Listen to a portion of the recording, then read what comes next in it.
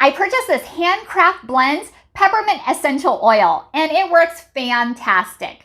It comes with this cap, or you can use the dropper provided.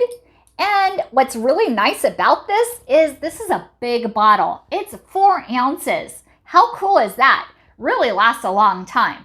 And this is perfect for diffusers or humidifiers and also massage oil too. And let me show you a close-up of what the bottle looks like. Here's a close-up of the bottle. They also have different flavors and different sizes too. And this is what the dropper looks like. And you just place a few drops depending on what you're using it for. If you're going to use it for your diffuser, add 3 to 5 drops.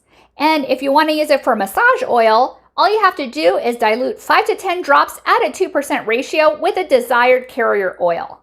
And this is very simple to use. All you have to do is put a few drops in. And it smells so fantastic. I absolutely love it.